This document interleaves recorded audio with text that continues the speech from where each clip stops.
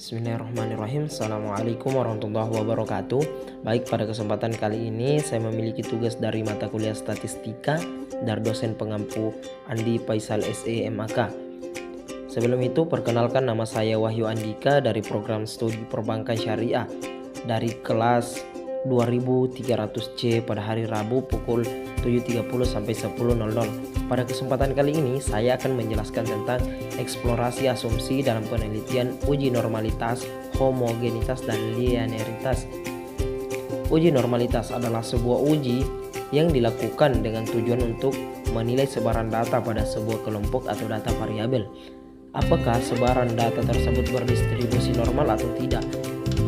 Dasar pengambilan keputusan ada dua, yaitu yang pertama, jika nilai signifikan lebih besar daripada 0,05, maka nilai residual berdistribusi normal.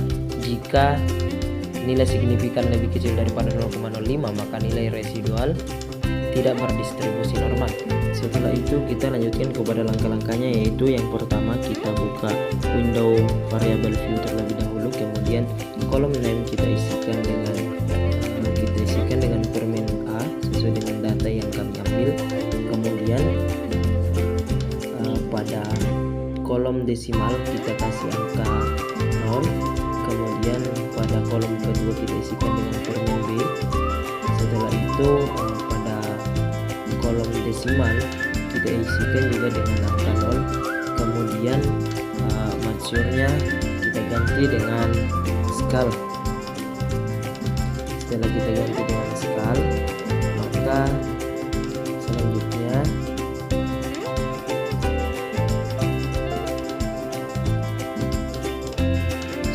kita melangkah ke langkah selanjutnya, yaitu menginput data.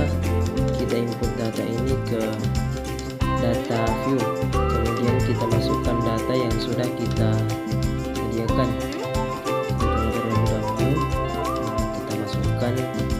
Data yang telah kita sediakan atau yang telah kita cari sebelumnya. Kita lihat data yang kami sediakan. Langsung saja kami ke paste. Kemudian setelah data itu kami isikan,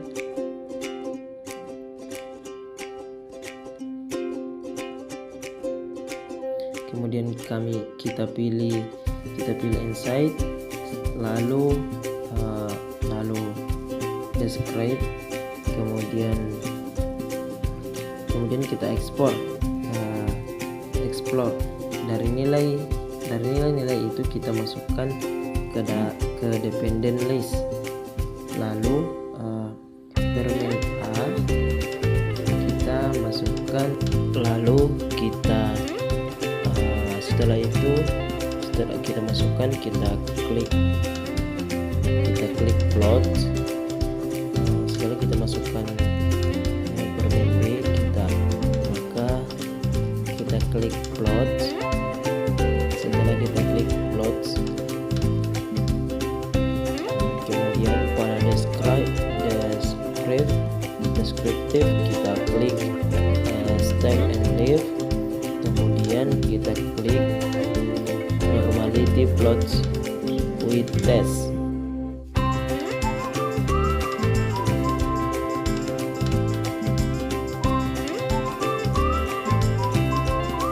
Setelah itu maka kita akan melakukan pengujian atau kita uji dari data yang kita olah, dan ternyata data yang kita olah tadi merupakan data yang signifikan, karena kita lihat bahwasanya data yang kita kelola yaitu lebih besar daripada 0,05, maka dapat dipastikan bahwasanya data yang kita olah yaitu data yang signifikan. Nah, setelah data yang kita olah ini ternyata data yang signifikan, maka selanjutnya kita menuju ke uji selanjutnya.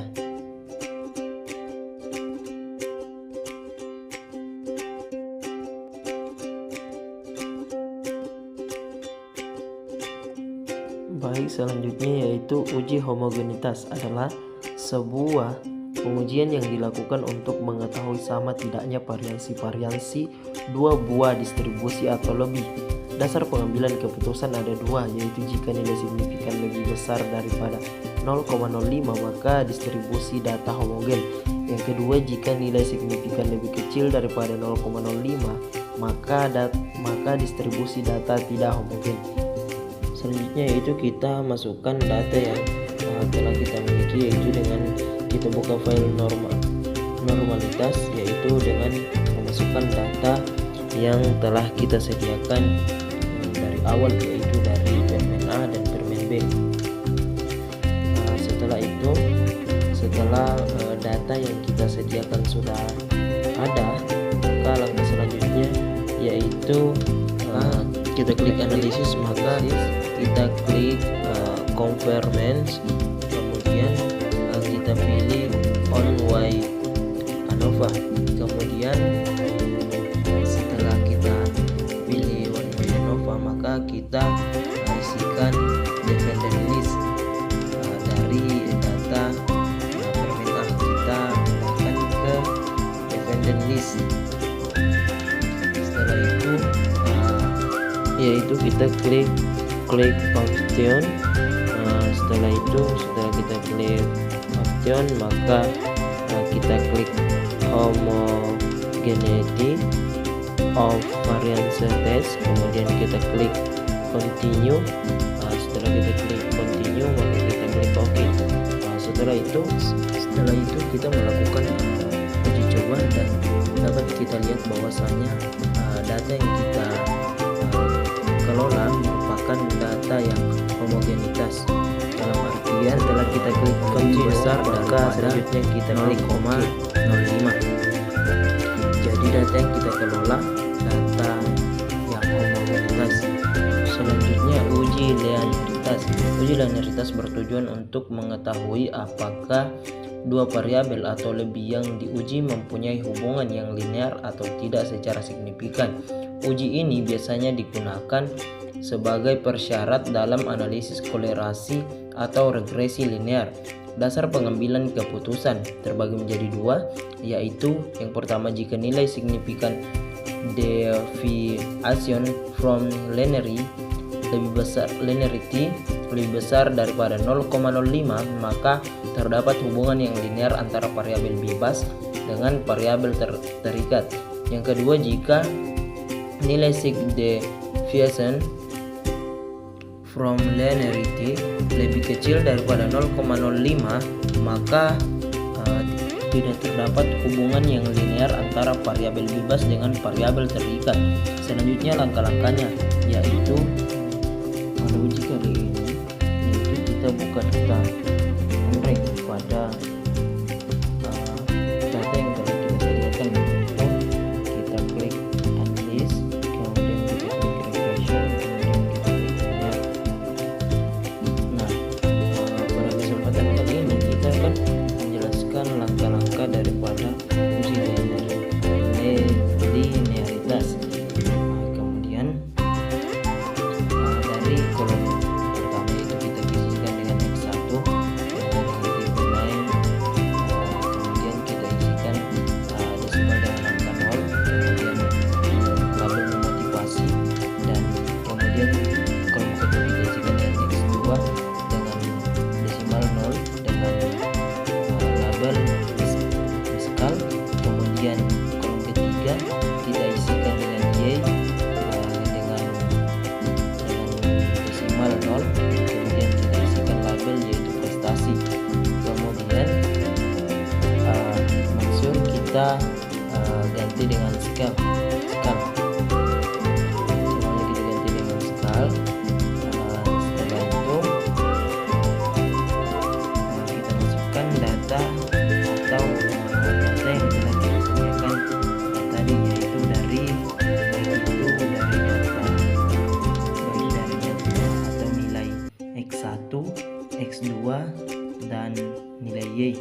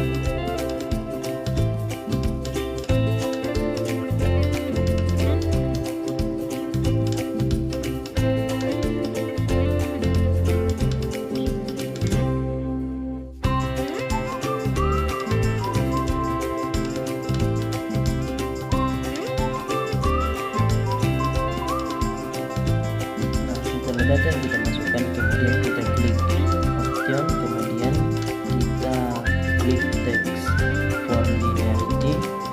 Setelah itu setelah muncul input yang kita cari, maka bisa muncul, kemudian kita melakukan keputusan uji, yaitu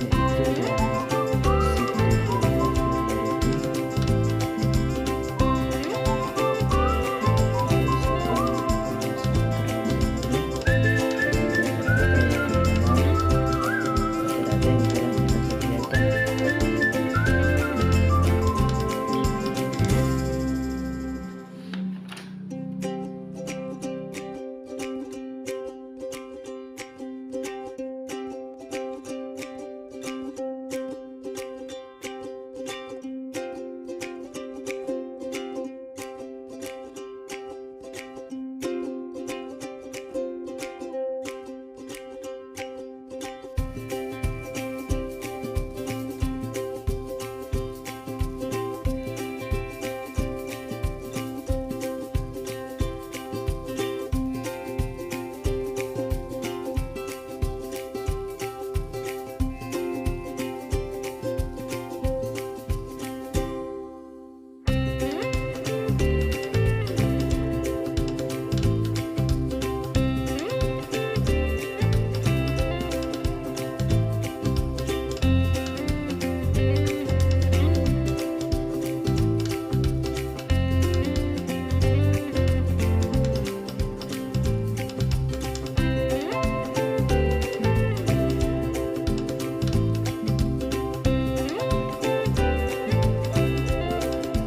setelah kita melakukan uji coba dan ternyata data yang telah kita sediakan, yaitu datanya terdapat hubungan yang linear antara variabel bebas dengan variabel terikat, dimana kita ketahui bahwasanya variabel terdapat hubungan jika nilai signifikannya itu lebih besar daripada 5,05. Jadi secara dapat kita lihat bahwasanya data yang telah kita sediakan yaitu merupakan data yang signifikan atau terdapat hubungan yang linear antara variabel bebas dengan variabel terikat.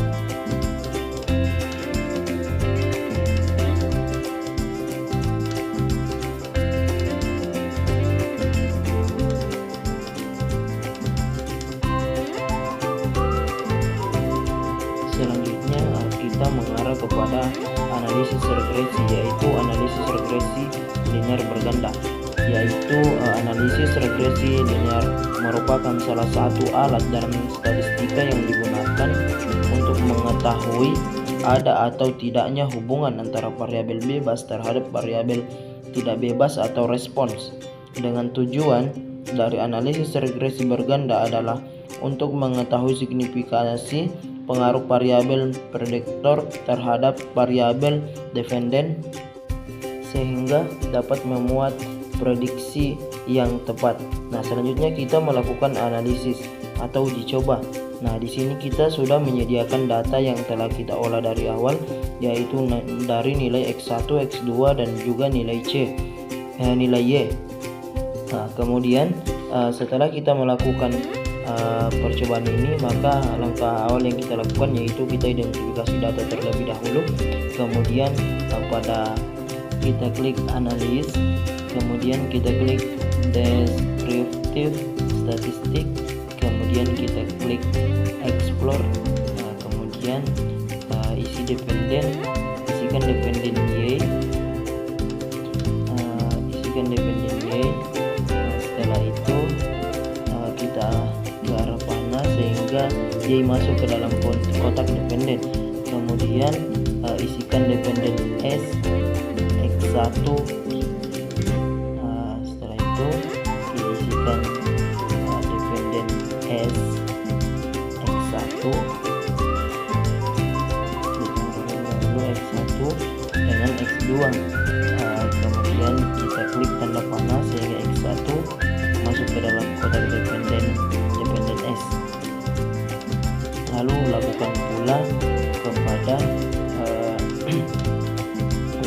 kepada X2. Setelah itu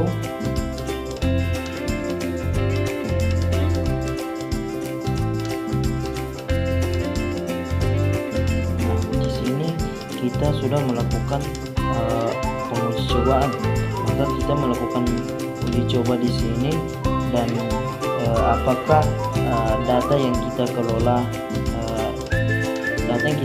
signifikan atau belum signifikan.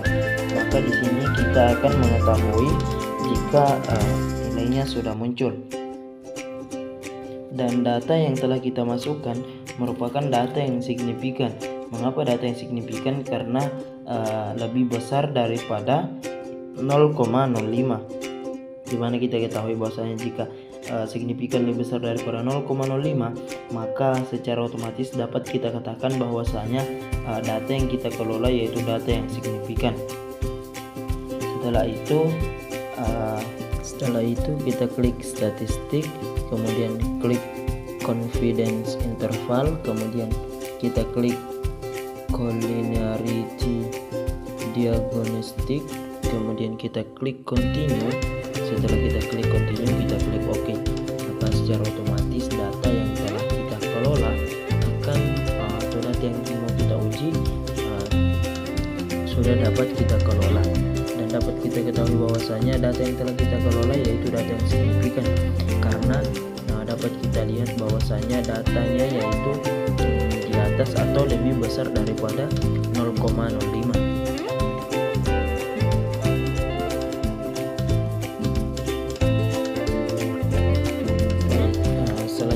Kita melangkah kepada materi selanjutnya, yaitu analisis regresi logistik.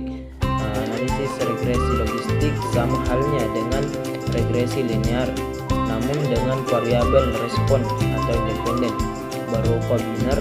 Yang dimaksud variabel biner di sini adalah variabel random Bernoulli dengan parameter i dalam kurung y sama dengan n dalam kurung Kuttner 2004, seperti regresi linear dalam model logit yang melibatkan suatu variabel bebas yang disebut dengan regresi logit sederhana. Model yang melibatkan lebih dari satu variabel bebas disebut dengan regresi logit berganda.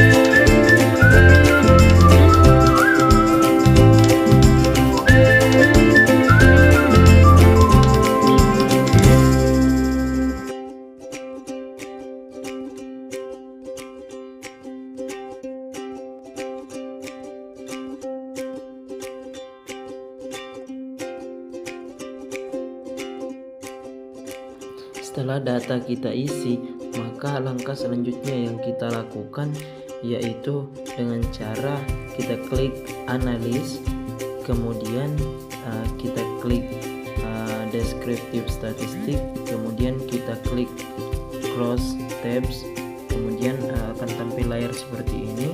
Setelah itu kita isikan row S atau dari nilai Y. Dari nilai Y kita masukkan ke row, kemudian isikan kolom IS atau dari nilai X1. Setelah itu kita klik statistik. Setelah itu kita klik quar, lalu kita klik continue. Setelah kita klik continue, maka kita klik OK. Setelah kita klik OK, maka secara otomatis data yang telah kita lakukan tidak bisa buka, tapi kita bisa melakukan penelitian selanjutnya, yaitu dengan klik analis, kemudian regression, dan klik binary logistic, kemudian isikan dependent Y, kemudian block off kita block off 1 dengan nilai X2, kemudian kita klik option, kemudian kita klik continue, kemudian kita klik OK. Maka dengan secara otomatis atau setelah kita melakukan